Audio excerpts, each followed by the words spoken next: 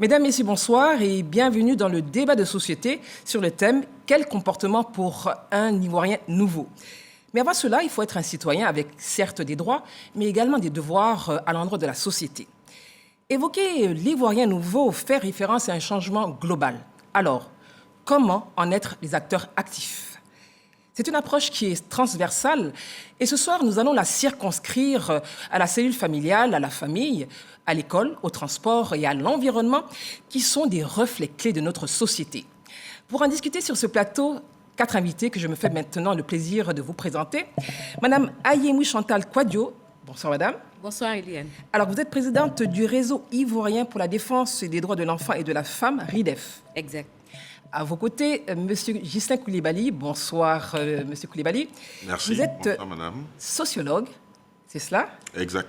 Expert senior sur les questions de genre et inclusion sociale. Exactement. Bienvenue parmi nous. Merci. Madame Koné. Bonsoir, madame. Bonsoir, madame. Alors, vous êtes, vous, présidente de l'ONG Action pour la protection des droits de l'homme, APDH. Exact. Merci d'avoir répondu à notre invitation. Je vous en prie. Et dans ce genre de débat, il nous faut un journaliste. Et bonsoir à la fée Wakili. Bonsoir. Alors, vous êtes journaliste, je l'ai dit, mais vous êtes également directeur général du groupe L'Intelligent d'Abidjan. Tout à fait. Je crois que la parité, elle est respectée. Non, avec vous. Moi, je ne compte pas. Alors, mesdames et messieurs, nous allons tout de suite faire un état des lieux de la situation en lien avec le sujet de ce jour. Nous parlons donc du comportement pour un Ivoirien nouveau. Justement, des Ivoiriens se prononcent et donnent leur position sur ce qu'il faut faire pour être un Ivoirien nouveau. Et nous écoutons ce micro-trottoir qui a été réalisé par Ahmed Traoré et Ibrahim Koné. Les apprentis, voilà. Ils n'arrivent pas à bien gérer les passagers. Souvent, même s'il s'agit de questions de monnaie, voilà, ils disent carrément qu'il n'y a pas de monnaie. À la suite, tu vois que l'apprenti, sa poche est pleine de jetons. Il refuse carrément de donner la monnaie aux passagers. Et surtout même les grandes personnes, les personnes âgées. Bon, souvent, si c'est les jeunes, ils arrivent un peu à discuter, même à se bagarrer. Je prends le cas du bus. Quelle que soit la clientèle que la Sotra a, même si c'est Yopougon, le 85 qui emprunte, il est à 200. Mais aujourd'hui, tu vas prendre le cas des taxis, des Wororo, de tout. C'est un cas qui n'est pas contrôlé. Si comme ils ne font pas partie du ministère du Transport, il ne faut pas avoir le prix selon la masse de la clientèle. Aujourd'hui, à midi, tu vas prendre un Wororo, tu vas au déplacement, tu dis 200. Mais le même Wororo que tu vas emprunter peut-être à 16h ou à 17h, compte tenu de la clientèle, il va te prendre à 300, 350. Ce n'est pas normal. Donc je demande à ce ministère de régulariser un peu cette situation. Quand tu vas pour un accouchement, au lieu de faire doucement, les sages-femmes te maltraitent. Et puis elles s'occupent pas des patients. Elles crient sur les patients. Il y a des femmes qui vont pour accoucher. Quand elles ne sont pas accompagnées de bonnes personnes, on s'en fout d'elles. Le citoyen ivoirien, en un mot, n'aime pas le travail. Et surtout dans le volet administratif. On se plaint quand on finit les formations à l'université qu'il n'y a pas de travail. Mais lorsque nous sommes dans les administrations, bon, ça sent la lourdeur et on a comme l'impression qu'on va au bureau pour se reposer. Tu déposes un papier, ça doit prendre au moins 2 semaines avant que ça sorte, alors qu'en espace de 10 minutes, ça peut passer. Alors, mesdames, messieurs, qu'est-ce que ces commentaires vous inspirent, Madame Ayemou? Oui, je pense que le constat, il est clair. Hein. C'est le citoyen lambda qui se prononce sur la situation qu'il vit au quotidien. Donc, c'est un constat qui est clair et je pense que chacun de nous l'a déjà vécu d'une certaine façon. Vous êtes sociologue, M. Koulibaly.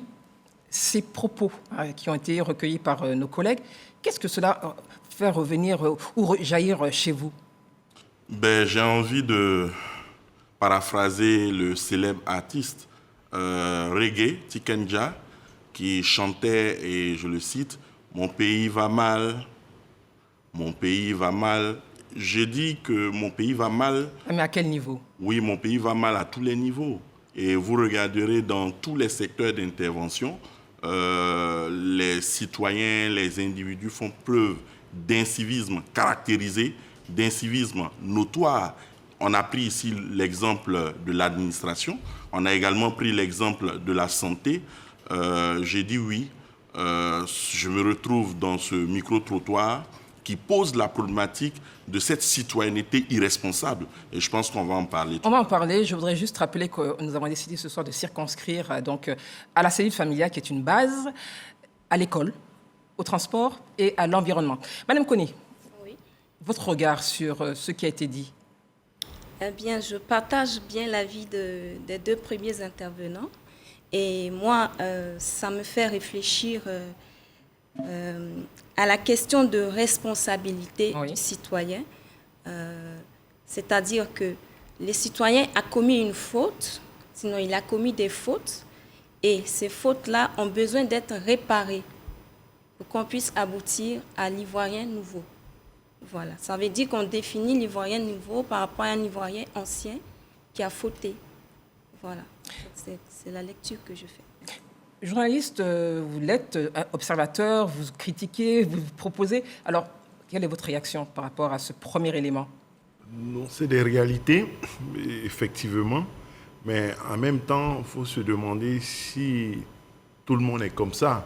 Est-ce qu'il n'y a pas des apprentis Gbaka qui sont moins discourtois que d'autres? Est-ce qu'il n'y a pas quelques fonctionnaires qui sont corrects? Est-ce qu'il n'y a pas de sages-femmes qui ne sont pas aussi méchantes que celles qui sont décrites?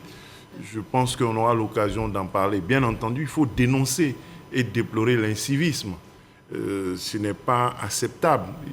Ça doit être sanctionné. Oui. À côté de cela, la question à se poser est de savoir si c'est toute la société ivoirienne qui se comporte de cette façon. Si tel est le cas, je pense que nous serions dans une jungle. On ne pourrait même pas se retrouver ici ce soir pour parler, parce que quelqu'un viendrait pour dire, dehors, pourquoi vous faites tel débat? Voilà. Ce n'est pas le cas. Voilà. Alors justement, on parle d'Ivoirien nouveau, donc on parle de mentalité. C'est vrai que ça peut nous projeter en arrière vers un concept politique. Mais avant d'arriver à l'Ivoirien nouveau, il faut un comportement citoyen. Qu'est-ce qu'un bon citoyen? Monsieur Koulibaly. Oui, avant de revenir sur la notion de bon citoyen, il faut poser la question de savoir simplement qu'est-ce qu'un citoyen. Alors, je dirais que le citoyen est tout simplement un acteur social. Et cette citoyenneté est un statut qui est accordé à ceux qui sont membres à part entière de la société. Et le citoyen doit avoir un sens élevé du civisme. Alors, cela présuppose qu'il incarne un certain nombre de valeurs. Je veux parler de valeurs positives. Et le citoyen a également des droits. Donc, vous noterez que quand on est citoyen, on a des droits civils, on a des droits politiques, mais ce qu'on oublie, c'est que le citoyen a bien entendu des devoirs. Mais justement, en parlant de devoirs, Mme Ayemou, on parle de... M. Koulibaly a parlé de droits, mais et les devoirs de ce citoyen? Mais effectivement, le citoyen a bel et bien des devoirs, parce qu'il ne s'agit pas de proclamer ses droits, mais en retour, qu'est-ce que le citoyen fait par rapport à sa cité, par rapport à son État? Et ça, c'est très important, parce que c'est vrai, généralement, quand on pointe la question du droit, tout le monde regarde tout droit vers le gouvernement ou bien vers l'État.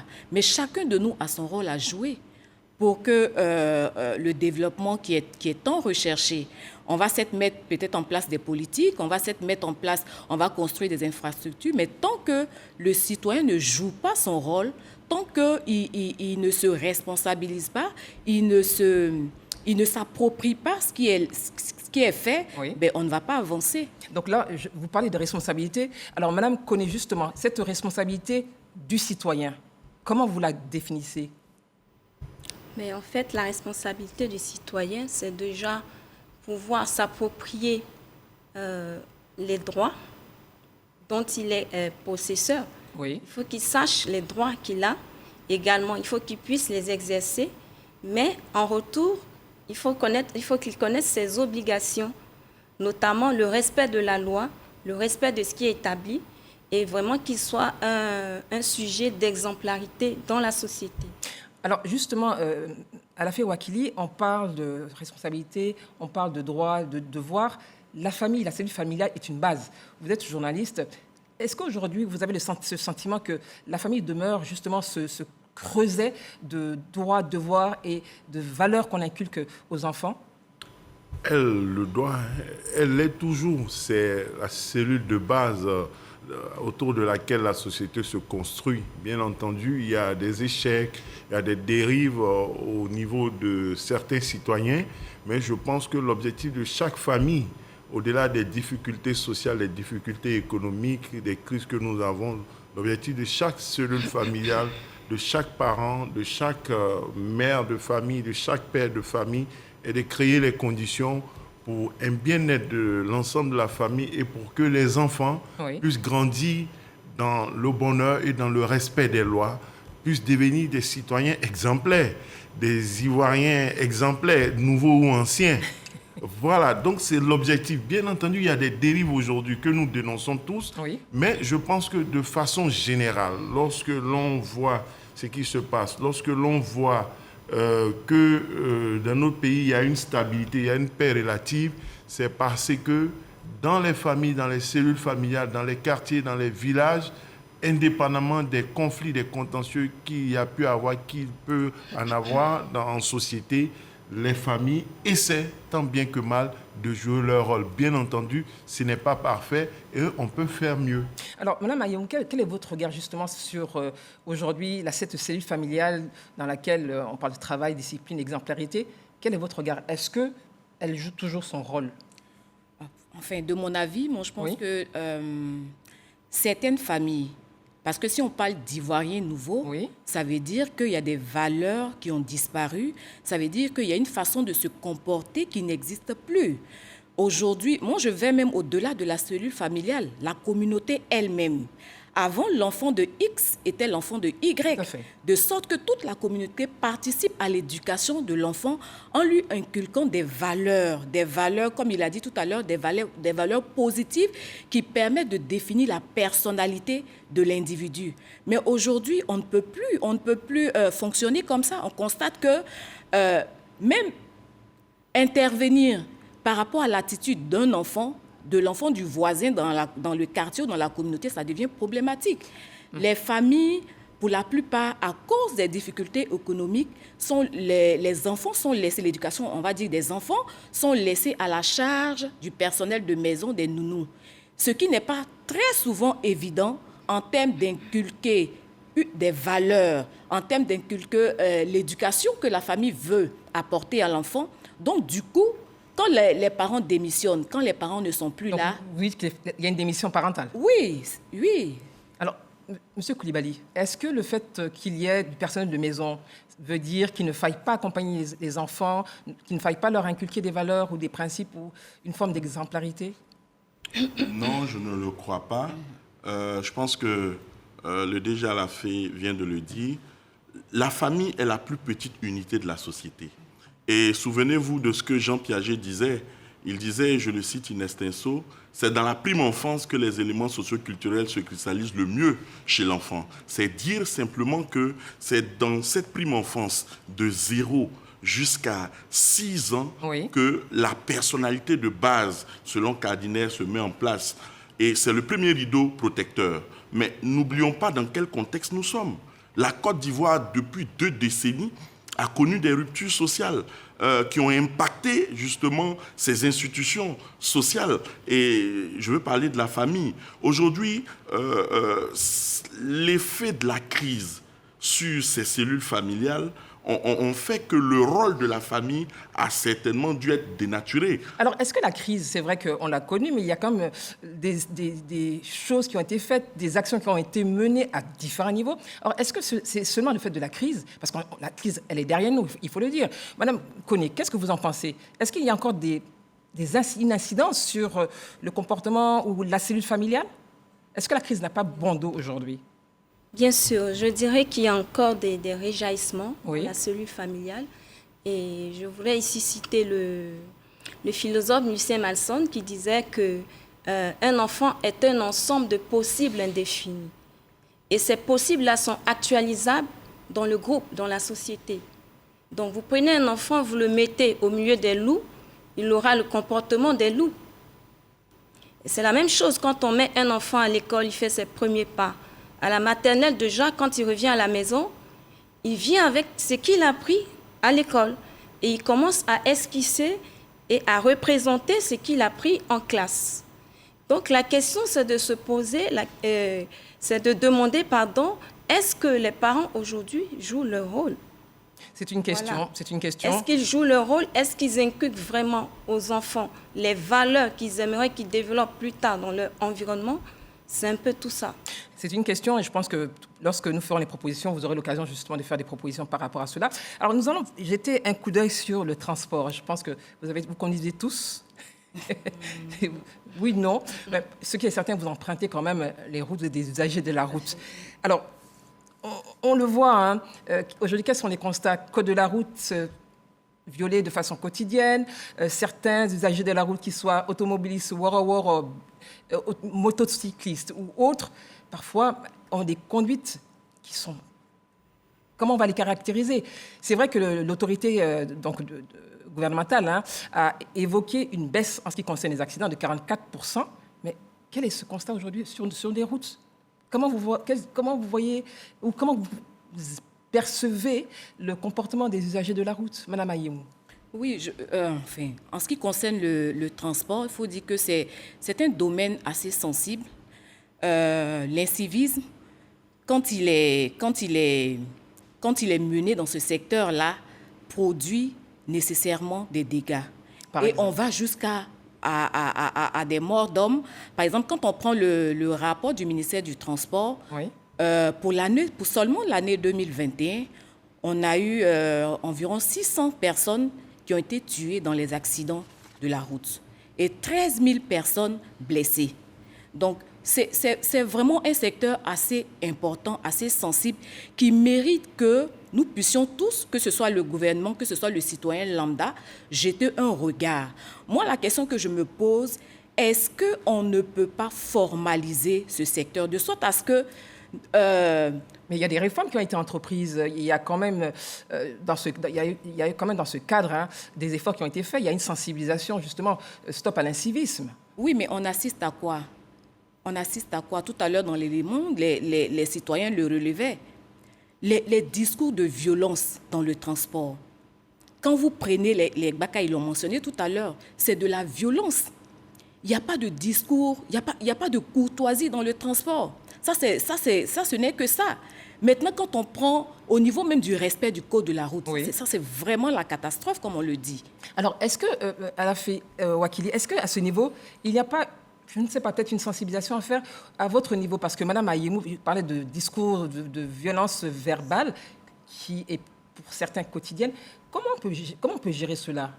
Il y a eu d'abord la sensibilisation peut-être du ministère des Transports concernant le respect des règles, concernant l'incivisme. Et aujourd'hui, il y a ce qu'on appelle la vidéo-verbalisation avec les sanctions. Vous pensez que ça change quelque chose? Ça réduit, vous avez dit que les... 44% quand même, mais concernant les Baka, je pense que ça va au-delà du ministre des Transports. Il faut d'autres acteurs sociaux pour le comportement. Et puis, il y a les usagers, il y a les piétons aussi, pour traverser la route, les ponts. Il y a un certain nombre de comportements. Et puis, il y a des ONG qui entreprennent aussi d'aider les enfants, les élèves, à traverser les routes. Parce qu'à la sortie des écoles, souvent, je ne sais pas souvent s'il y a des guides ou des gardiens, mais quelquefois, il y a des écoles en dehors d'Abidjan même qui sont situées aux abords des routes. Il faut cette éducation-là à tous les niveaux. Et je pense qu'au-delà du ministère des Transports, les familles, les ONG, la société civile et aussi les autres entités du gouvernement devraient aider à cette sensibilisation que vous avez évoquée, parce qu'il n'y a pas que les conducteurs. Tout à fait. Il y a aussi les autres usagers de la route. Alors même qu'on parle de sensibilisation, vous êtes de la société civile justement. Est-ce qu'à ce niveau, qu'est-ce que vous faites? On a fait c'est vrai, des constats. Qu'est-ce que vous faites justement en termes de sensibilisation, d'accompagnement, ou peut-être de relations ou de rapports à l'endroit de... Parce qu'il y a vrai qu'il y a le gouvernement, mais nous aussi, nous sommes concernés et aussi responsables. Qu'est-ce que vous faites dans ce sens? Bien sûr, nous sommes tous des usagers de la route. Oui. Nous sommes tous également responsables. C'est de pouvoir encore accentuer la sensibilisation. Il ne faut pas en fait se fatiguer de le faire. Tant que le mal persiste, il faut toujours sensibiliser jusqu'à ce qu'on atteigne un changement de mentalité. Parce que c'est vraiment tout un désordre sur nos routes. Voilà, la société civile, mais également les journalistes. Parce qu'un journaliste, c'est quelqu'un qui peut toucher en même temps des millions de personnes. Les journalistes doivent également s'impliquer, également comment on appelle ça, les compagnies de téléphonie mobile tout le monde aujourd'hui est abonné à une compagnie, à un numéro de téléphone. On peut envoyer des messages et sensibiliser vraiment de Je façon crois que le ministère du Transport le fait sur les SMS. Voilà. Après, faut-il encore les lire? J'ai pour M. Coulibaly une question toujours sur le transport. Comment vous expliquez le fait qu'on arrive parfois à se battre dans la rue, les automobilistes se battent et que tout le monde soit là en train de regarder ces personnes se battre sans réagir? Bien au contraire, parfois, elles filment pour les poster sur les réseaux sociaux. Vous avez parlé tantôt de l'éducation au niveau des cellules familiales. Je dirais qu'il y a un lien étroit entre éducation et valeur. Vous savez que l'éducation est, par excellence, le courroie de transmission des valeurs. Donc, je veux parler des valeurs positives, que sont les valeurs politiques, les valeurs juridiques, les valeurs cordiales et même les valeurs écologiques. Et l'éducation permet l'exercice, justement, de ces valeurs. Oui. Mais à quoi est-ce qu'on assiste? On constate que dans nos cellules familiales, le processus de transmission de ces valeurs, finalement, est dénaturé, non seulement par la démission des parents, mais aussi par les réseaux sociaux. Les réseaux sociaux aujourd'hui ont un impact négatif sur la cellule familiale, nos parents. Et quand on sort de la cellule familiale, ce qui est visible, c'est l'incivisme au niveau du transport. Pour vous donner un exemple, on parlait de vidéo-verbalisation. Au total, aujourd'hui, on a 300 000 cas d'infractions qui ont été enregistrés par la vidéo-verbalisation à Abidjan de septembre à décembre 2021.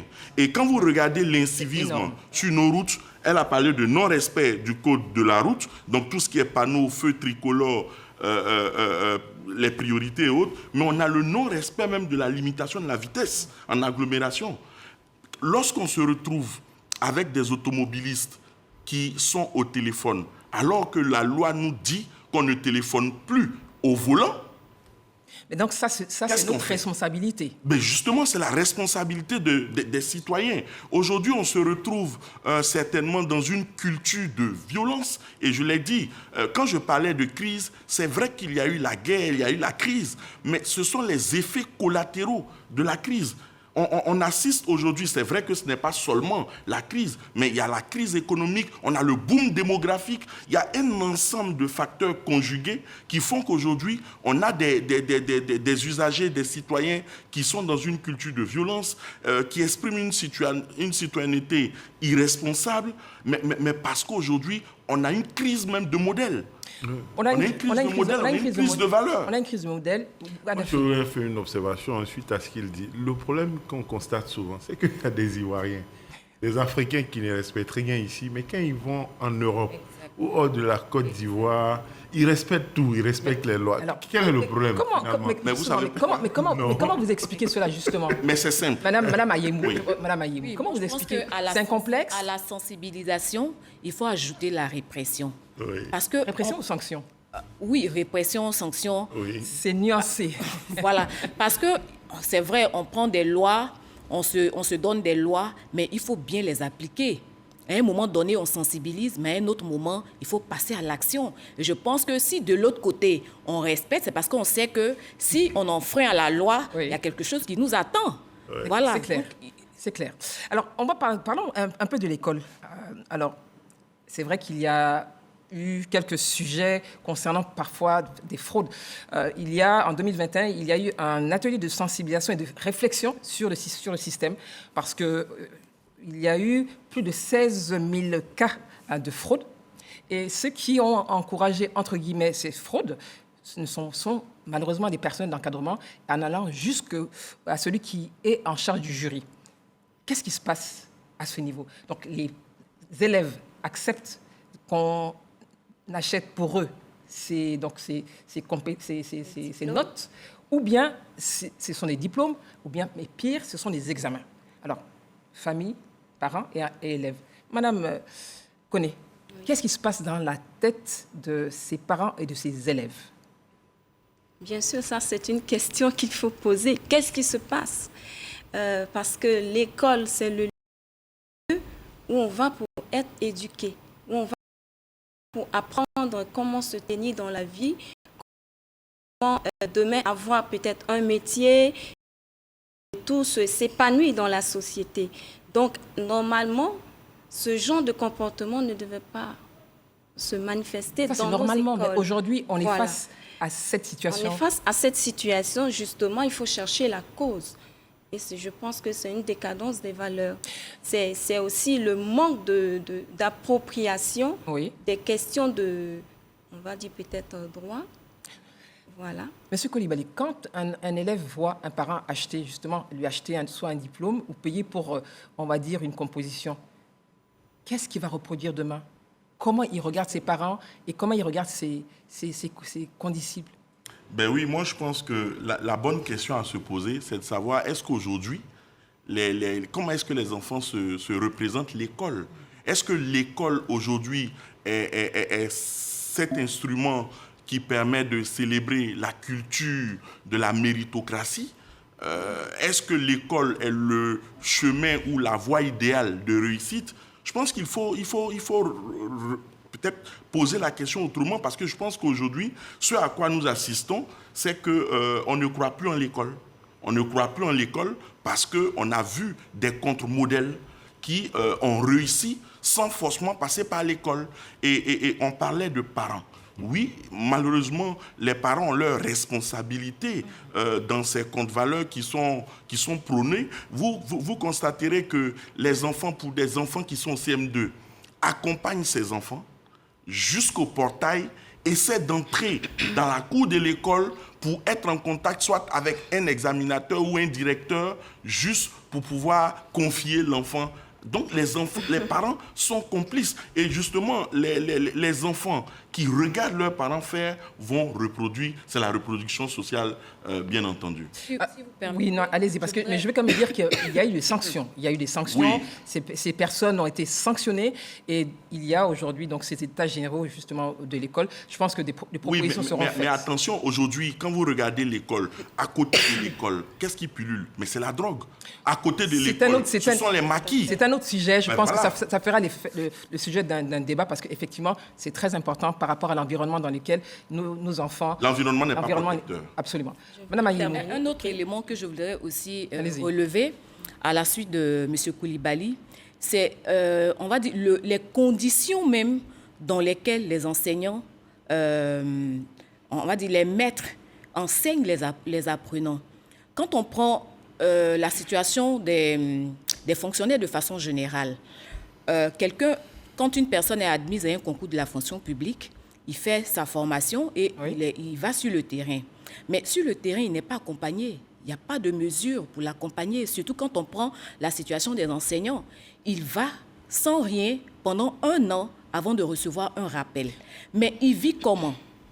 Et cette occasion-là d'acheter des diplômes ou même d'autres situations, c'est une opportunité pour certains enseignants qui voient en cela des moyens de se faire de l'argent ou bien d'avoir des ressources.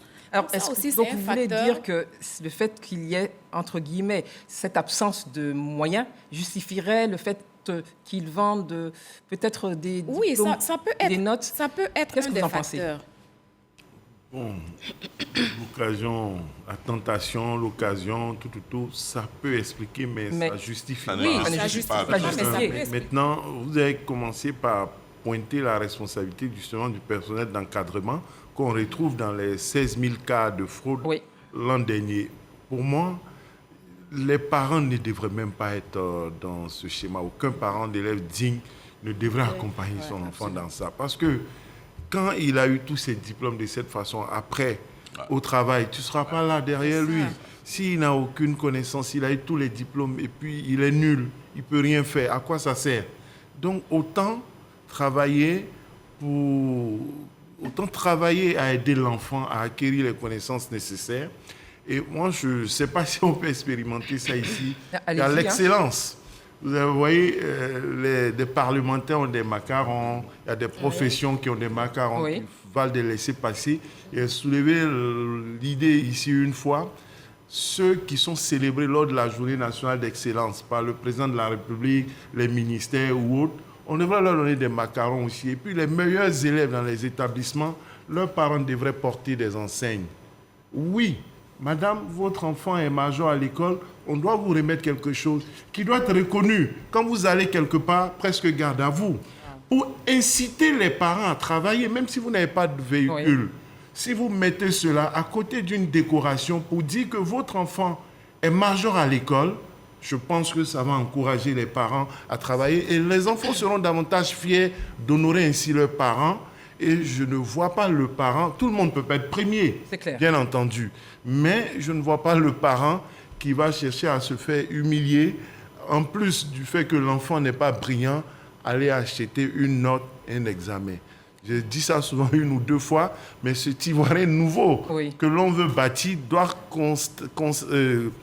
consister aussi dans la valorisation de l'éducation que des parents modèles, que des cellules familiales modèles donnent à leur progéniture. Alors, on parlait donc de modèles, on va attaquer le volet des valeurs pour un changement de mentalité, puisqu'il en est question aujourd'hui. Permettez-moi de vous dire cela. Notre devoir sera d'être un modèle, la patrie de la vraie fraternité. Alors, comment mettre cela en pratique, par exemple, quand on prend le secteur, on va revenir des transports, notre discourtoisie. Je reprends bien. Notre devoir sera d'être un modèle, la patrie de la vraie fraternité. Comment on met cela en musique? Madame Kony. Bien sûr. Je dirais que pendant la formation des futurs conducteurs, on peut introduire peut-être une autre matière, hormis le code de la route, peut-être un code d'éthique de tous les conducteurs. Mais à quel niveau? Au niveau des écoles, du code de la route, c'est à quel niveau? Bon, au niveau du transport. Du transport, oui. Voilà. Donc, je prends tous les cas en même temps. Oh. Allez-y. Donc là, j'ai parlé donc de transport. Il y a l'école également. Justement, à l'école, il y a déjà une discipline qui est assez intéressante. Et je salue même qu'on ait intégré cette discipline-là dans le programme scolaire. C'est l'éducation aux droits de l'homme et à la citoyenneté. Très bien. Voilà. Et ça fait au moins une dizaine d'années que cette discipline existe. Mais malheureusement, la situation dans les écoles reste préoccupante. Voilà, nous avons poussé la réflexion et nous avons vu que le coefficient affecté à cette discipline est vraiment minime. Donc l'élève, il se dit, mais moi, je ne fais pas éducation aux droits de l'homme à la citoyenneté, je prends ma note DPS pour compenser. On pourrait peut-être augmenter le coefficient pour mener les élèves à s'intéresser à cette discipline parce que c'est elle qui va leur inculquer des valeurs qui pourront exporter plus tard quand ils seront plus dans le cursus scolaire. Et il faudra aussi associer les parents. Voilà, les écoles devaient organiser des séances avec des parents pour qu'eux aussi sachent c'est quoi l'éducation aux droits de l'homme à la citoyenneté. Comme ça, ils ne seront pas après des bourreaux de leurs propres enfants. Voilà, ils pourront les accompagner dans ce qu'ils ont appris à l'école et tout le monde sera à la maison, ils verront dans la même direction, ils verront la même vision. Je pense que ça pourra corriger. C'est fort ce que vous dites, les bourreaux de leurs propres enfants, M. Koulibaly. Qu'est-ce que vous pensez de ces éléments qui sont issus de l'abidjanaise? Oui, moi je pense qu'effectivement, l'Ivoirien nouveau dont on parle, c'est vrai que c'est un concept politique, mais il reste tout de même un idéal et il accompagne une vision, la vision de l'émergence. Aujourd'hui, c'est un paradigme nouveau qu'on recherche avec un changement de mentalité, changement d'attitude, changement de comportement. Mais ça commence à la base, dans les cellules familiales. Il faudrait que la cellule familiale, comme M. Alafé l'a dit à l'entame, joue son rôle. Son rôle, c'est l'éducation des enfants. Donc, l'éducation des futurs citoyens. Parce qu'en réalité, c'est que cette citoyenneté active ou responsable, elle doit s'exercer dans tous les secteurs d'intervention. Mais on transmet quelles valeurs? Je pense qu'on doit transmettre des valeurs politiques. Déjà à la maison, ces valeurs politiques doivent renvoyer à la démocratie. Donc, le fonctionnement de nos institutions, le processus de prise de décision. Donc, on a des valeurs politiques, mais on a des valeurs juridiques. Il faut absolument qu'on apprenne à nos enfants à respecter la dignité humaine, respecter les droits de l'homme, respecter la justice, respecter le droit tout court. Mais au-delà de ces droits politiques, juridiques, il faut une bonne dose de valeurs cordiales. Donc, Bien valeur sûr. de tolérance, non-violence, valeur de solidarité. Mais tout cela renvoie au rapport homme-homme. Mais pour qu'on soit dans une approche holistique et non fragmentaire, il faut nécessairement avoir un rapport entre l'homme et l'environnement. Justement, parlant de l'environnement, madame, c'est une bonne transition. Madame Ayemou, on regarde autour de nous, hein, parfois on est envahi par les ordures, pourtant il y a des structures qui sont en charge déjà de la collecte. Mais dans nos comportements, c'est soit on jette un papier, soit on fait... Enfin, comment on arrive à vivre dans un tel environnement et ça ne dérange personne? À la fille. Oui, d'accord. Tout à l'heure, vous avez parlé de l'hymne national. Mais avant ça, on a l'union, la discipline et le travail. Tout à fait. L'union, la discipline et le travail. La question que vous venez de poser, c'est celle de la discipline. Oui. Lui, il a parlé tout à l'heure, il y a l'union dedans. Donc, finalement, cet Ivoirien nouveau qu'on demande, c'est le retour à l'Ivoirien ancien. Sur la base de notre devise, sur la base de l'hymne national, qui est le fondement, qui est un hymne fondateur de la nation et de la République. Donc, la leçon, c'est quoi? C'est que tout le monde soit pénétré de ce hymne-là, qu'on connaisse les paroles, qu'on l'explique véritablement. Qui doit le faire? La famille, et puis l'école. Oui. Et puis après, bon, les institutions de l'État, dans les structures, mais la famille. C'est-à-dire que c'est important. La famille, ce n'est pas l'armée, pas du tout. Non, Mais les parents, c'est la les base. citoyens ivoiriens, Oui. je pense qu'ils doivent connaître l'hymne national. Ils Oui. doivent rappeler à l'enfant, au-delà de l'école, il ne faut pas laisser à l'école seulement faire ça. Il faut surveiller l'enfant et ses devoirs. Il faut suivre les contrôles. Union, discipline, travail. Le père, les frères, les sœurs, il faut parler régulièrement à l'enfant, le suivre et puis rappeler l'union, la discipline et le travail. Cette devise. Et puis, les paroles de l'hymne national, il ne s'agit pas de les dire, mais de les mettre en application. Notre devoir sera d'être un modèle. Comment être ce modèle si on jette les ordures, si on ne respecte pas la circulation, les règles de la conduite? Comment devenir un modèle, d'être cette espérance-là pour la patrie et l'humanité, si au niveau de l'environnement, Oui. tout est dans le désordre? Il y a l'insalubrité partout. C'est à cela qu'il faut éveiller les consciences. Alors, vous parlez justement de conscience. Quelle serait votre définition, justement, de la participation citoyenne? Parce que certains voient de l'eau couler, appellent qui de droit, il n'y a pas de réaction, et l'eau coule. La participation citoyenne, ça arrive. Je pense que vous avez déjà dû le voir dans les quartiers. L'eau continue de couler. Oui, On se dit, depuis 2 semaines. ça fait 2 semaines, on se dit, oui. bon, c'est pas mon problème, et puis on laisse faire. La participation citoyenne, elle est importante, M. Koulibaly. Oui, la participation citoyenne est très, très, très importante. Et cette participation citoyenne est une participation citoyenne responsable. Il faut qu'on ajoute responsable. Responsable parce qu'on a conscience de l'intérêt général et on a conscience de la chose publique. Malheureusement, cette conscience-là nous fait défaut. Aujourd'hui, ce qui manque, c'est qu'il n'y a pas de sanction.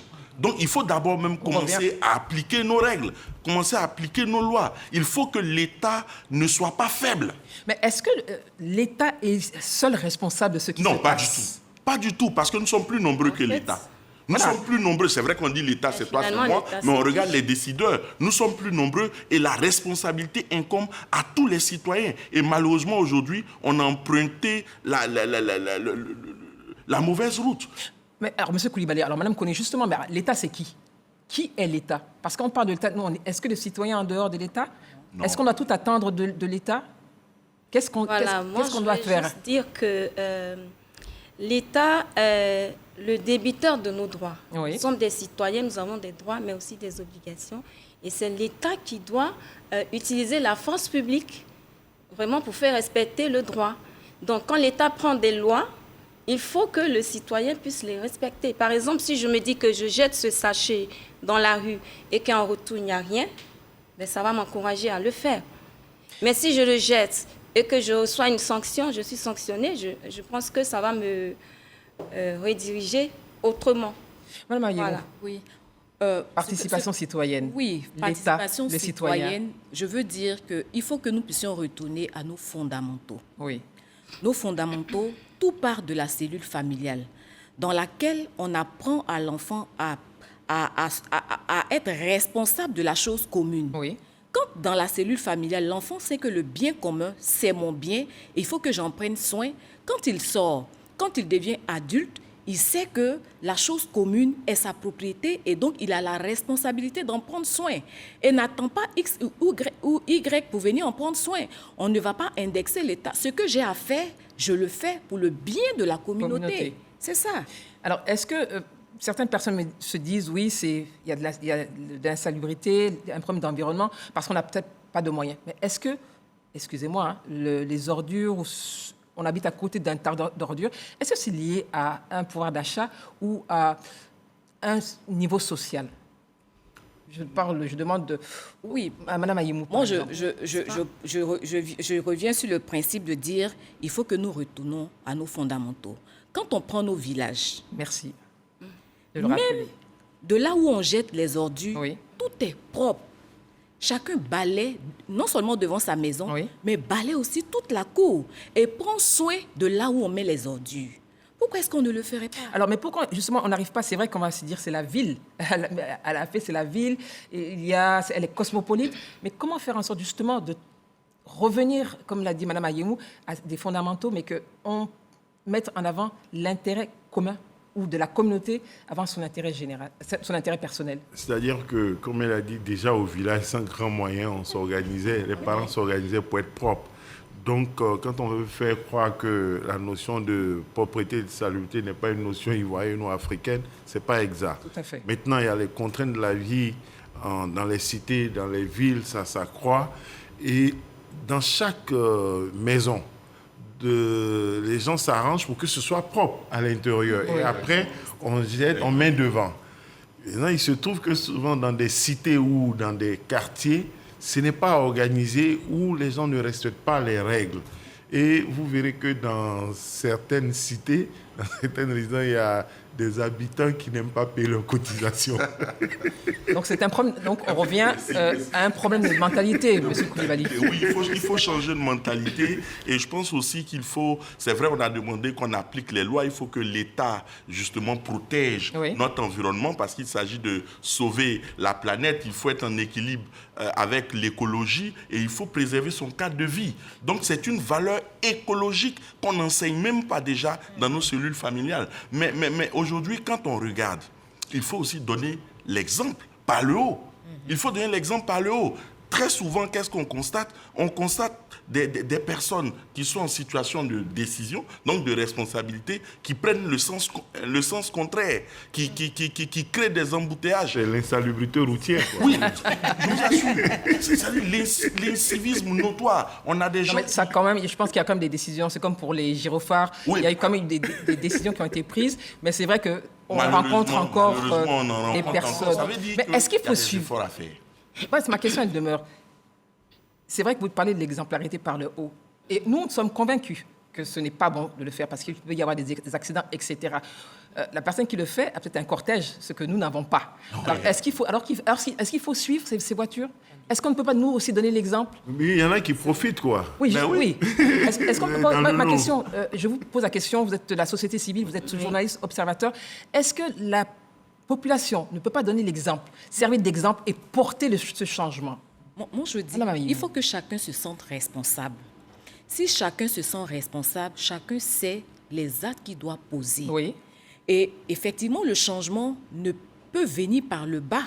Si au niveau de la communauté, et c'est pour cela que nous, en tant qu'organisation de la société civile, nous travaillons à transformer les mentalités de par le bas. Parce qu'on se dit, si le citoyen lambda non seulement connaît ses droits, connaît ses obligations, connaît ses devoirs, de par ses actions, il peut emmener même le haut à prendre certaines décisions.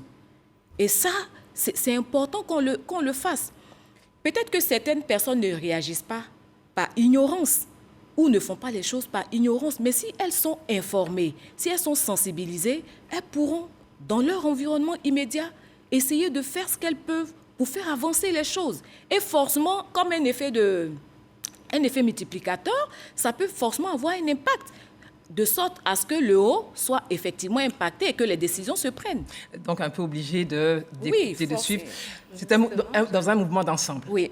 Oui, mais mon souci, c'est que quand vous regardez l'écosystème, la société civile devrait être un acteur fort par lequel on peut impulser tout changement ou toute dynamique. Malheureusement, quel est votre constat? Oui, mon constat, c'est que quand vous regardez aujourd'hui, la société civile devrait pouvoir faire le contrôle citoyen de l'action publique et demander aussi des comptes au gouvernement. Donc, le principe de redevabilité n'est pas une réalité. Et généralement, la société civile se met en branle quand il s'agit des questions politiques. Mais il y a des questions pratiques, pragmatiques, qui touchent la nation, qui touchent l'État de Côte d'Ivoire sur des questions d'incivisme et autres. Mais la société civile, elle reste... Nous avons 2 représentants de la société civile qui sont là. Madame Koné, Madame Ayemou. Lui-même, il est de la société civile. Vous-même, vous êtes... Donc, voilà.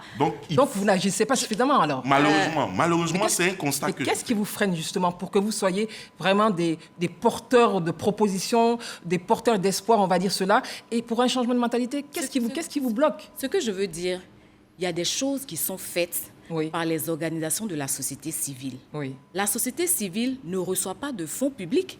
La société civile va rechercher des fonds pour mener des actions en vue d'opérer le changement. Tout à fait. Je prends le cas du RIDEF, que je connais le mieux. Oui. Actuellement, nous menons des projets dans le Nord pour, effectivement, justement, la participation non seulement citoyenne, mais pour les questions de redevabilité. Aujourd'hui, dans le Nord, vous avez des citoyens eux-mêmes qui, à travers le projet, qui arrivent à réparer les pompes quand les pompes sont en panne, au lieu d'attendre que l'autorité vienne réparer. Responsabilité. Il y a des citoyens eux-mêmes qui arrivent à faire des ponts quand les ponts en saison de pluie sont cassés, au lieu d'attendre que l'autorité vienne. En fait, c'est ça. Il faut que chacun, à son niveau, essaie d'opérer, d'impacter pour qu'on puisse arriver à l'Ivoirien nouveau dont on en parle. Madame Koné. Je voulais dire qu'en fait, le citoyen, il ne se construit pas tout seul. Le citoyen, c'est tout un processus. Il a besoin d'être éduqué, il a besoin d'être sensibilisé pour jouer son véritable rôle dans la société. Vous avez parlé de participation citoyenne. C'est vrai que nous sensibilisons les populations, mais comme on le dit souvent, les habitudes ont la peau dure. Il faut poursuivre, se battre, madame. Il faut poursuivre, il faut continuer jusqu'à ce que vraiment des changements s'opèrent. Voilà. Vous êtes journaliste, c'est vrai, directeur d'un grand groupe. Vous avez aussi une responsabilité à ce niveau de la participation citoyenne par rapport à vos écrits. À quel niveau, qu'est-ce que vous faites justement par rapport à ce que nous voyons et ce dont nous parlons? Nous, on dit déjà que nous sommes preneurs pour promouvoir tout ce que la société civile pourra faire et que nous faisons les mêmes constats. Et sur le terrain, lorsque nous sommes témoins d'actes inciviques, nous essayons d'en parler et de propulser cela, mettre en vedette ceux qui font bien les choses et ne pas du tout encourager la médiocrité. Et lorsque les autorités qui doivent faire ce qu'elles ont à faire le font, nous essayons aussi de propulser cela et pourquoi pas les interpeller. Nous le faisons à travers nos écrits et je crois que la presse, les médias sont disposés à recevoir davantage la société civile par rapport à ces observations. Et je pense qu'il est même possible de mettre en place un observatoire des pratiques civiques et des bonnes pratiques du citoyen, des bonnes pratiques citoyennes. Pour un partage d'expérience. Pour un partage d'expérience, de sorte que régulièrement, on sorte une fiche, un tableau chaque semaine des mauvais comportements civiques. On ne doit pas attendre la période électorale pour faire des chartes de bonne conduite, de non-violence. Dans la vie de tous les jours, il y a des attitudes qu'on peut dénoncer, il y a des comportements qu'on peut encourager sans forcément avoir des prix, sans attendre les actes de bravoure. Sans attendre des actes de bravoure où, pendant la pluie, quelqu'un risque sa vie pour sauver des dames. Ça, c'est des actes de bravoure. Ça arrive une fois sur 100. Mais en dehors de ça, il y a des gens tous les jours qui refusent de se comporter de mauvaise manière. Il faut le faire savoir, il faut faire connaître cela, même en protégeant les personnes qui ont fait cela, qui ne veulent pas qu'on parle d'elles, mais révéler les faits. Et ensuite, qui de droit pourra les trouver pour les encourager. Et puis ceux qui se comportent négativement, on peut ne pas les exposer, on peut ne pas mettre leur nom, mais les dénoncer, trouver des mécanismes pour dire qu'à tel endroit, il y a un monsieur, parce qu'il est une autorité, parce qu'il est ceci. Ça, c'est déjà fait, ça. Parce qu'il est cela, il a pris tel sens, voici le numéro, on peut masquer. Et puis, voilà, nous sommes preneurs de ce genre d'initiative, de ce genre d'alerte et d'initiative citoyenne. Justement, là, nous sommes dans une période, nous approchons de la période de pluie. Alors, quel message aujourd'hui? Parce qu'on parlait de l'environnement, de la salubrité et des déchets. Qu'est-ce qu'il faut dire à ceux qui nous regardent aujourd'hui concernant le comportement pour éviter qu'il y ait des drames? Parce que tous les ans, nous revenons à la case départ avec des drames et on se rend compte qu'il y a des déchets, des sachets, etc., qui bouchent tout ce qui pourrait permettre à nos eaux de s'écouler. Quel message? C'est de dire que les actes que nous posons nous reviennent. Parce que quand je jette, je vais verser l'ordure dans le caniveau. Et en saison de pluie, quand le caniveau se bouche, ce n'est pas le président de la République qui est touché directement. C'est moi qui ai versé les déchets dans le caniveau qui suis touché. Donc, il faut qu'on regarde à l'impact que cela a, non seulement sur nous-mêmes, mais aussi sur toute la communauté. Donc, il faut que chacun se sente responsable. Oui, oui, j'embouche la même trompette. Il faut contribuer à la préservation de son cadre de vie. Il y va aussi de la santé. Il y va de la santé. Et regardez par exemple le cas qu'on connaît tous au niveau de la Palmeraie. Vous savez qu'il y a eu chaque fois des inondations. Mais quand vous regardez, c'est des caniveaux qui sont toujours bouchés. Quand vous regardez, c'est des personnes qui quittent leur maison pour aller déverser ces ordures. Il faut qu'on prenne conscience de ce que nous sommes en train de mettre en péril, notre équilibre écologique, surtout aujourd'hui avec les conséquences du changement climatique, nous sommes tous impactés par l'incivisme de tous les citoyens.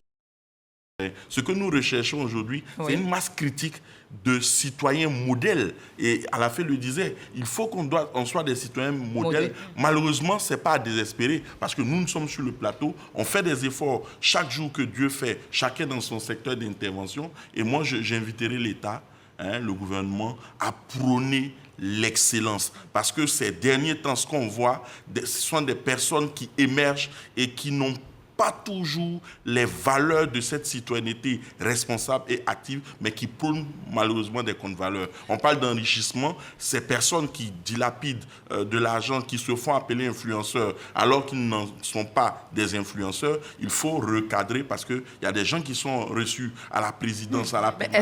Est-ce que vous ne pensez pas que la nature est horreur ou a horreur du vide? Parce qu'on parle de ces personnes, effectivement, qu'on voit prendre la parole, etc. À la fin, il disait tout à l'heure, on vous a posé cette question, la nature a horreur du vide. Il faut aussi que nous prenions notre place pour nous exprimer, parce que si certaines personnes prennent leur place et s'expriment et sont écoutées, c'est parce que tout simplement, il y a un vide. Madame Koné, qu'est-ce que vous en pensez? Prendre notre place, la société civile doit prendre sa place pour s'exprimer et faire des propositions. Est-ce que cela vous parle concrètement? Bien sûr, bien entendu, et c'est cela même le rôle de la société civile, c'est de voir quand il y a des tares, vraiment, qu'est-ce qu'on peut proposer pour rectifier le tir. Et là, je vais encore revenir sur le rôle de l'État. C'est vrai, j'avais parlé tout à l'heure, je n'avais pas fini. C'est vrai que l'État est, comment on va dire, les débiteurs de nos droits, mais aussi, nous avons notre rôle à jouer. Nous avons notre rôle à jouer dans notre environnement immédiat. Et là, peut-être que l'État pourrait mettre le cadre qu'il faut pour accompagner les populations. Alors, par exemple, en valorisant les ordures. S'il y a par exemple des sociétés qui peuvent faire, comment on appelle ça, la transformation, le recyclage et tout, il faut sensibiliser la population pour pouvoir vraiment arrêter ces comportements qui sont... Justement, je vous prends au mot parce qu'on va parler de solutions et dès qu'on regarde cet élément, je vous redonnerai la parole parce que justement, des Ivoiriens se prononcent, ils font des propositions pour sortir de ces situations et surtout pour un changement de mentalité et de comportement. Et nous revenons à vous pour cette proposition sur la question des déchets. D'accord. Ce sont nos sœurs. Nous allons leur demander d'abord d'entrer dans la peau de femmes qu'elles sont et puis d'accompagner ces jeunes dames. Sinon, ces femmes, ces mamans qui viennent pour faire l'accouchement, qu'elles viennent, qu'elles les accompagnent. Ça, c'est la première des choses. L'assistance. C'est l'assistance d'abord. Il faut qu'elles assistent, il faut qu'elles aident à accoucher. Les solutions que moi je préconise, les éducateurs, les parents doivent mettre beaucoup l'accent, ils doivent être présents beaucoup à leur poste, justifier aussi de leur salaire. C'est important parce qu'aujourd'hui tu ne peux pas percevoir un salaire et puis mépriser ce que tu fais. Au niveau de l'éducation, les citoyens doivent tout faire pour être en conformité avec le fonctionnement normal de l'école. Voilà, puisque quand les citoyens n'est pas en conformité avec le fonctionnement normal de l'école, vraiment cela pose plusieurs problèmes au niveau de l'éducation nationale, tels que les congés anticipés, les bagarres à l'école, le non-respect des enseignants, de l'administration. Alors, bien sûr, ce micro-trottoir a été réalisé par Ahmed Traoré et Ibrahim Koné, que nous remercions. Alors, avant de vous donner la parole, un commentaire sur ce micro-trottoir. On parle de responsabilité encore, Madame Ayemou. Oui, c'est des solutions que les citoyens proposent. Oui.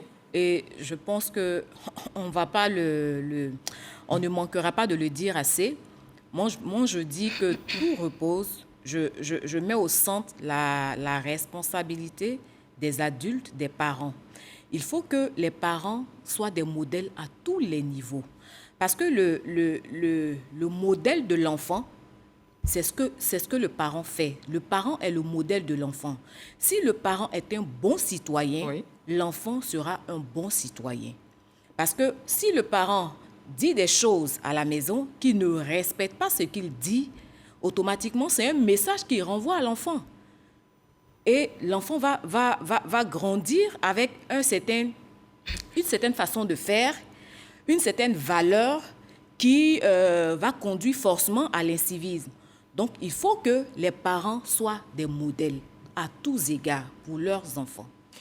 Monsieur Koulibaly, pour éviter d'être justement des contre-valeurs, solutions. Oui, moi je dirais simplement que il faudrait que dans l'arène, je vais dire politique par exemple, vous aimez ou l'arène politique administrative, c'est-à-dire lorsqu'on est dans l'administration, il faut que chacun respecte son cahier de charge, chacun fasse son travail sans attendre forcément les pots de vin.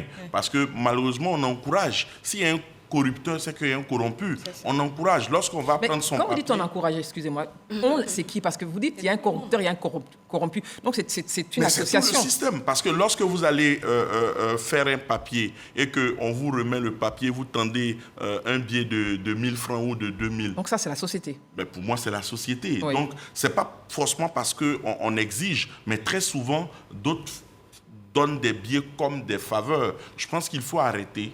Il faut arrêter les bachiches, les pots de vin. Il faut qu'on respecte ce pourquoi on est à son poste, tout simplement. Et il faut travailler avec abnégation. Il faut aimer son travail. Parce que d'autres se retrouvent dans des corps de métier. Malgré eux-mêmes, ils n'aiment pas ce métier. Et par la suite, ils deviennent, je veux dire, ils alimentent des chaînes de corruption. Donc il faut aimer son boulot déjà. Madame Koné, tout à l'heure, je vous ai donc arrêté pour cet élément. Vous parliez justement des déchets, je crois, de recyclage. C'est bien cela? Tout à fait. Alors, c'est une solution, une piste. Allez-y. Voilà, je disais tantôt que si on apprend à chaque citoyen la valeur que représente l'ordure qui est chez lui à la maison, je pense qu'il en prendra soin. Et après, on pourra même leur proposer de leur acheter les ordures qu'ils auront emmagasinés chez eux. Ça leur permet encore d'avoir un peu d'argent. Je pense que les citoyens vont s'y mettre. Donc, il ne faut pas dire simplement le citoyen doit être exemplaire, il doit être un modèle. Il faut l'y emmener petit à petit. Et l'État peut créer ce cadre-là. Il y a aussi il y a le dicton qui dit que la Côte d'Ivoire, le succès de ce pays repose sur l'agriculture. Mais également, les ordures peuvent servir de compost. Mais justement, donc, on peut les transformer en compost et ce terreau-là, les revendre aux agriculteurs. Par exemple, si chaque ménage en son sein peut recueillir du compost avec les ordures qu'il a, je pense qu'on pourrait quand même... Il y a des entreprises qui le font, qui font du recyclage de ces déchets et qui fabriquent des briques. Et il y a d'ailleurs, je crois, des écoles qui ont été construites sur la base justement du recyclage de ces déchets plastiques. Donc c'est vraiment à encourager. Mais il faut créer l'engouement au sein des citoyens. Tout à fait. Voilà, pour pouvoir... Ça peut faire de l'emploi. Alafé, qu'est-ce que vous pensez justement en termes de solutions? On a beaucoup parlé de répression et de sanctions, mais à côté de ça, moi, je plaide pour qu'on fasse encore monter en puissance la sensibilisation et l'éducation. Parce que aller à la répression, aller à la sanction, c'est un signe aussi d'échec. Oui. On ne pourra pas sanctionner tout le monde. D'autant plus que d'ailleurs, c'est pas tout le monde qui est dans la faute. C'est un groupe, c'est pas tout le monde qui est dans une faute grave. Donc, il y a la possibilité de poursuivre la sensibilisation qui continue relativement à la question de l'environnement, à la question de la saison des pluies qui arrive. Bon, tous les ans, on sensibilise. Et puis, l'État aussi est bloqué. C'est moyen. Il y a des ouvrages qui ont été entrepris depuis 3 ou 4 ans. Il y a des délais pour construire des ponts, pour construire des caniveaux. Il y a le projet du bassin du Gourou. Oui. Il y a beaucoup de choses. Ça prend du temps. Avant que les choses aboutissent, les populations reviennent sur les sites. On est obligé de répartir les voies. Bon, vous savez, on va les réprimer comment, ce type de population? On les vide un jour, on les jette quelque part où on va dire qu'on les a mis dans un cimetière ou dans des endroits. Il y a un problème social. C'est un autre problème qui se pose. Donc, il y a des limites. Ce qu'il faut, c'est de continuer de sensibiliser et puis promouvoir la solidarité africaine. Il y a des gens, ils sont chez eux, ils ont des grands espaces, et puis ils sont deux, il n'y a pas de monde chez eux. On peut, non, ça aussi, il faut y changer. Bien sûr. Il y a des personnes qui ont la possibilité d'aider des familles démunies qui habitent dans des endroits dangereux et terribles qu'on doit déguerpir. Il faut aussi faire appel à la solidarité avant que tout ne se gâte, avant qu'il y ait des cas graves et puis on fait appel à la solidarité et puis spontanément, des millions sortent pour aider des gens. Mais avant que ça devienne grave, on peut créer des mécanismes pour venir en appui à l'État pour dire la saison des pluies arrive. Qu'est-ce qu'on peut faire à titre provisoire, avant que les travaux finissent, pour aider les populations à sortir des zones précaires, à côté de ce que l'État peut faire. Parce que l'État, tout ce qu'il peut faire, il ne peut pas loger tout le monde. Il va venir les vider et les jeter ailleurs. Qu'est-ce que les citoyens peuvent faire? Que peuvent faire les bénévoles, des mécènes qui ont de l'argent, qui peuvent trouver des ressources? On peut mener cette réflexion, lancer l'appel en attendant la saison des pluies qui arrive, à côté des actions que le gouvernement entreprend avec le ministre de l'Environnement. Il nous écoute, il nous regarde. Je voulais ajouter quelque chose. L'observation qu'on fait, c'est que souvent aussi, il n'y a pas d'action de prévention. Par exemple, concernant les zones à risque, souvent on regarde les populations s'installer sans intervenir. Et les populations s'enracinent dans ces zones à risque. Et puis un bon matin, on vient les déguerpir. Mais il faut prévenir, il faut commencer dès le départ. Actuellement, nous avons la situation des mototaxis. Oui. Un peu à Abidjan, dans toutes les communes, on les regarde. Arrêtez ça. Non, mais il y a quand même... Ça continue. Non, justement, mais donc on va revenir... Vous savez, Madame Ayemou, donc on va revenir à la question fondamentale. Il y a des lois qui ont été prises justement pour arrêter cette situation, donc ces mototaxis ou autres, mais qui continuent. Alors, à qui revient la faute à ce moment-là? Vous savez que vous êtes en infraction. Pourquoi insister? Mais qui dit qu'ils sont en infraction? Mais la loi. Qui est censé faire appliquer la loi? La loi, parfois, mais ils sont arrêtés là et puis ils passent.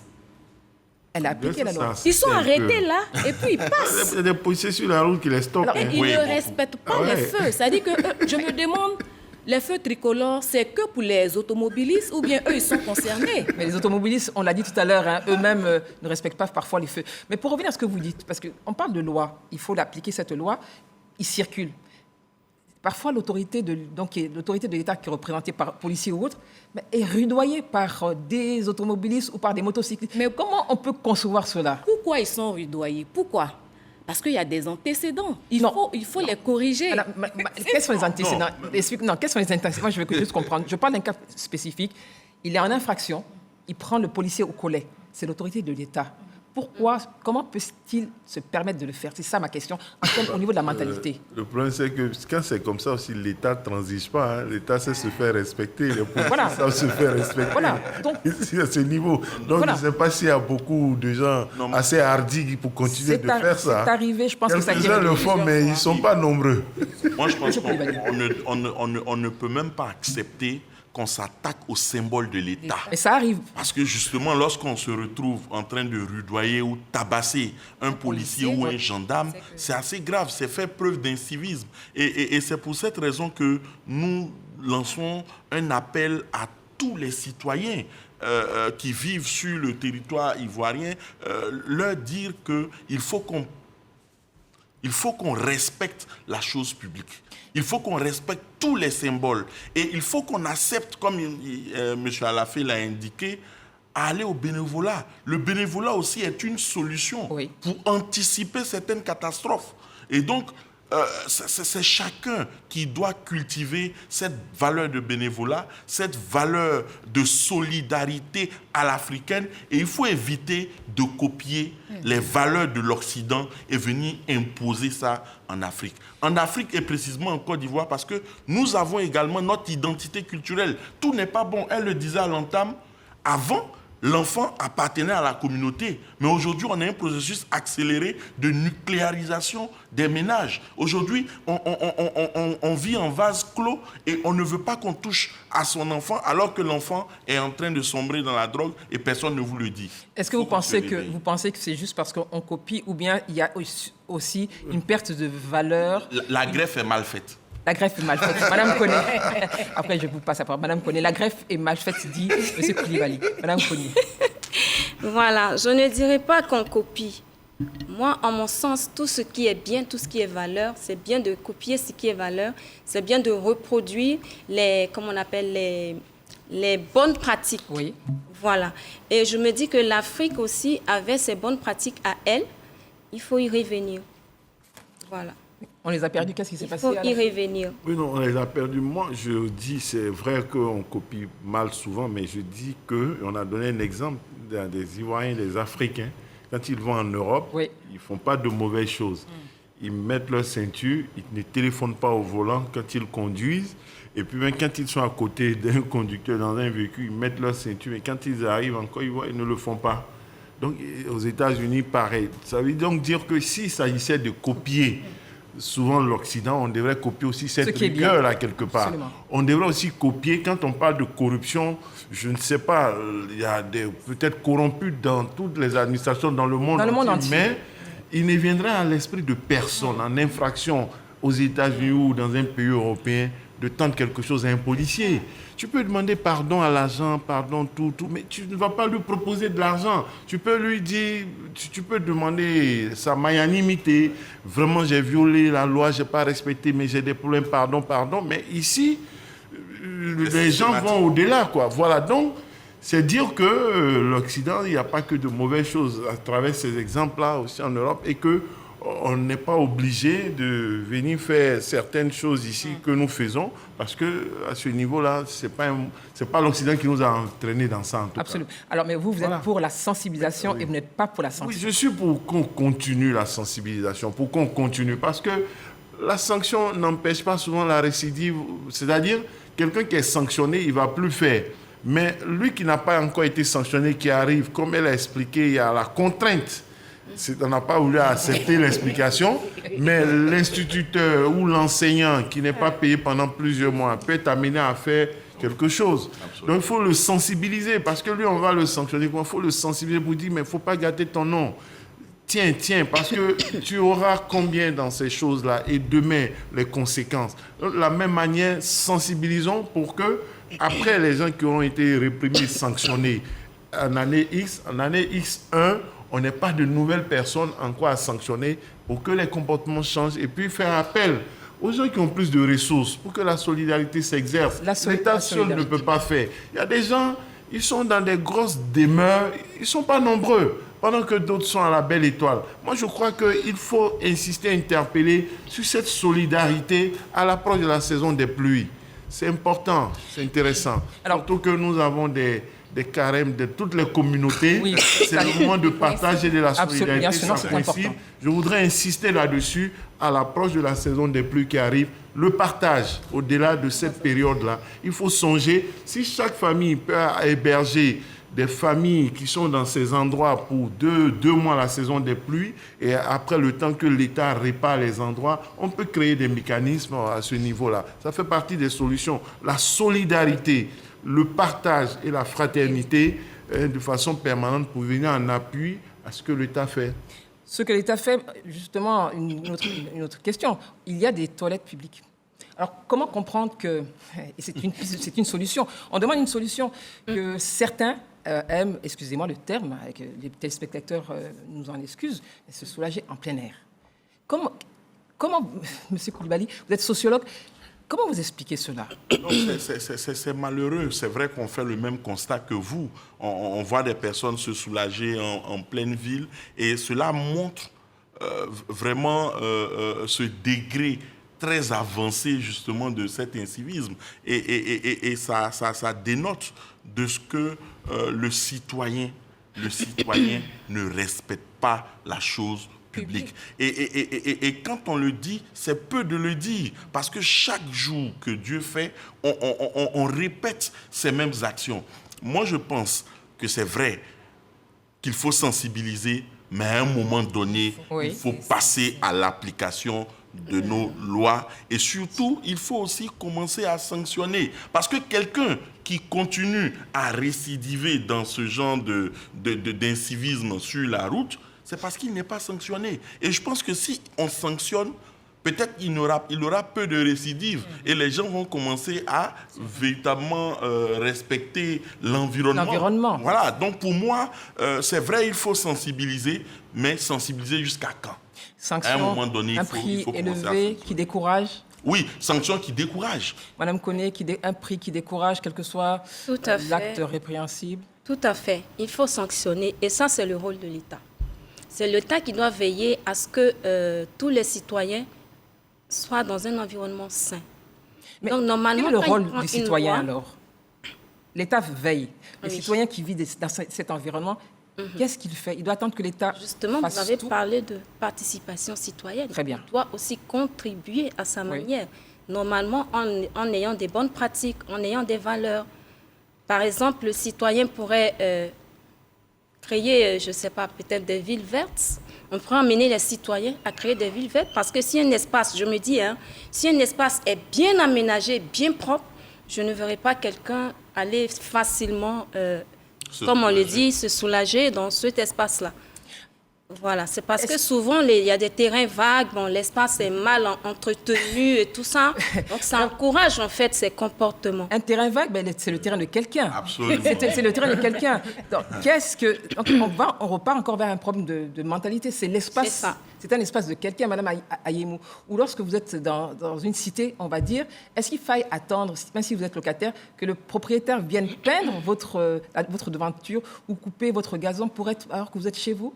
Pas du tout. La preuve, quand on rentre dans les... Ça, c'est le constat. Quand on passe sur la voie, on voit l'extérieur, les façades des murs qui sont vraiment délabrés. Oui. Mais quand on rentre à l'intérieur, c'est des lambris, c'est vraiment... Il n'y a pas un décalage entre... Vraiment, il y a un décalage. C'est-à-dire qu'on se dit l'intérieur m'appartient, mais l'extérieur n'est pas à moi. Ça, c'est quelle mentalité? M. Koulibaly, comment vous expliquez ça? Vous êtes sociologue, vous êtes sociologue. Comment vous expliquez ça? Non, pour moi... C'est le paraître? Non, pour moi, l'échec vient de nos cellules familiales. Parce que malheureusement, c'est dans la cellule familiale qu'on transmet ces valeurs de respect de la chose publique, respect des symboles de l'État. Et donc, il faut faire en sorte que ces valeurs-là reviennent.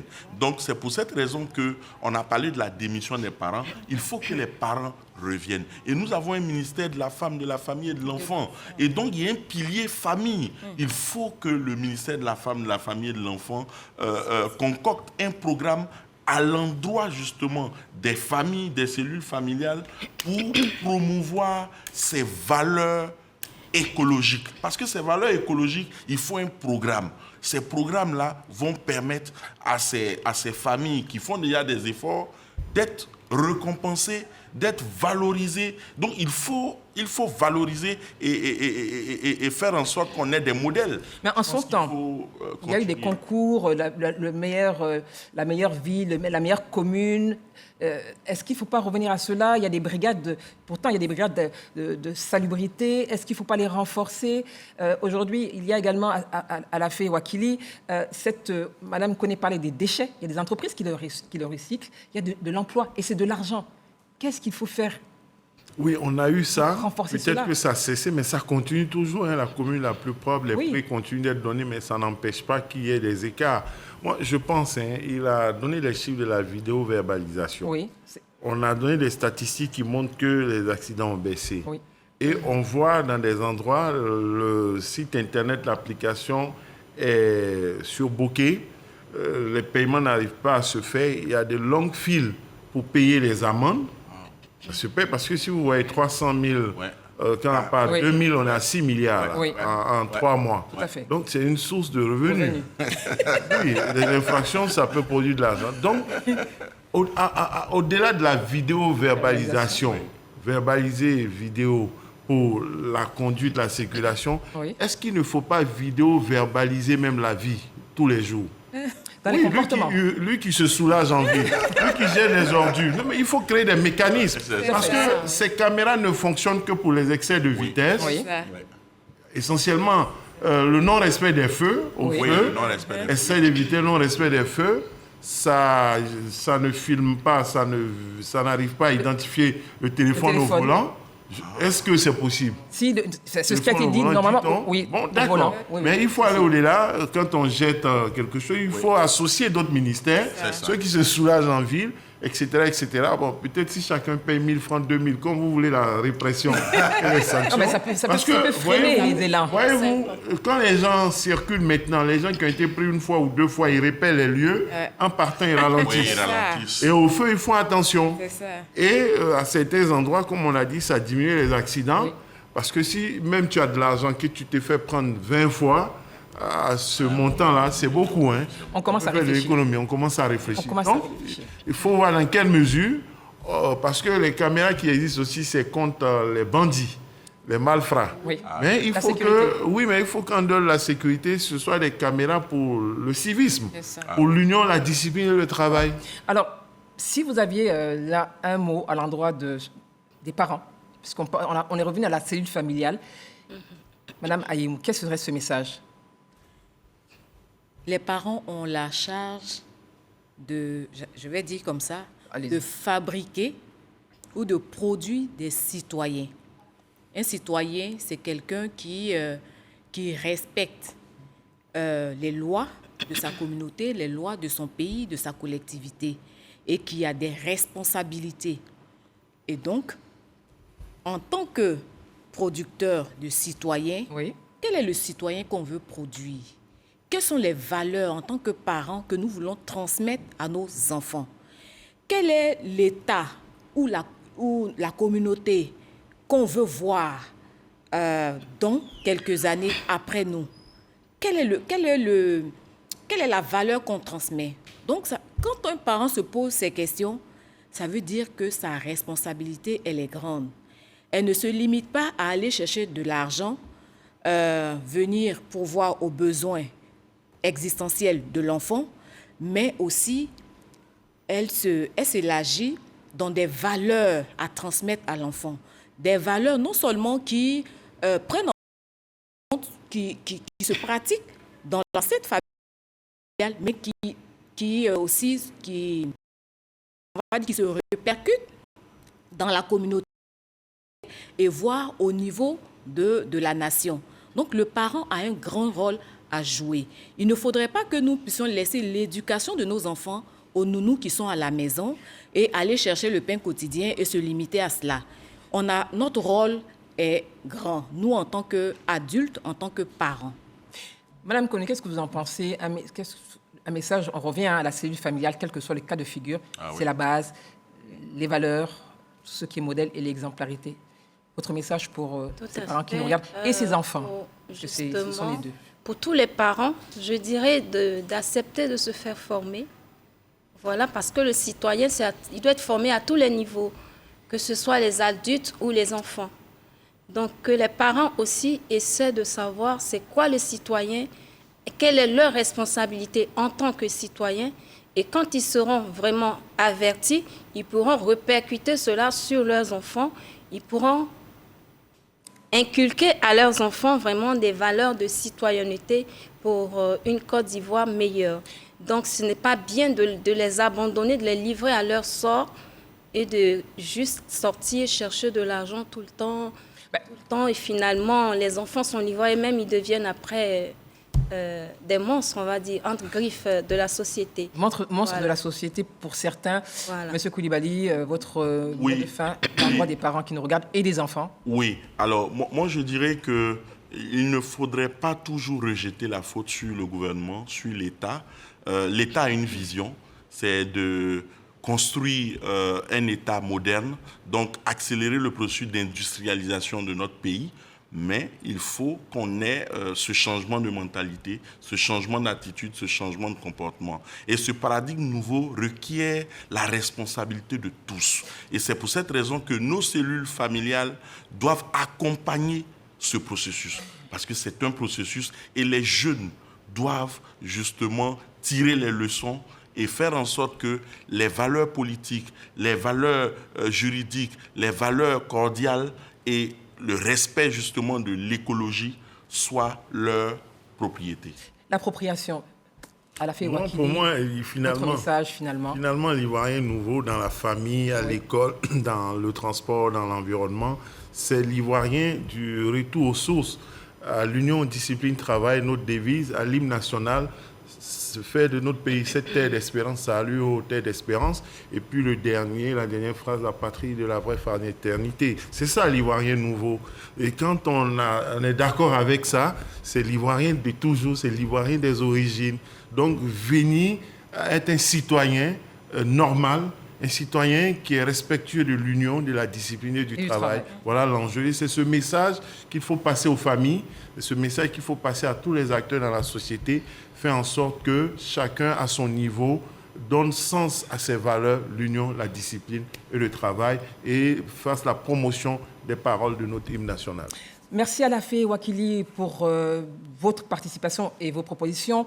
Merci Madame Koné d'être venue ce soir sur ce plateau. Monsieur Koulibaly, merci pour vos messages et Madame Ayimou, merci également à vous pour ce que vous avez partagé en termes de savoir et de conseils. L'émergence de la Côte d'Ivoire passe par un changement de comportement et ce changement de comportement s'impose à tous. Il devrait permettre à la Côte d'Ivoire de s'inscrire résolument dans les objectifs inclusifs de développement durable. Merci d'avoir suivi ce débat réalisé avec l'apport d'une équipe technique.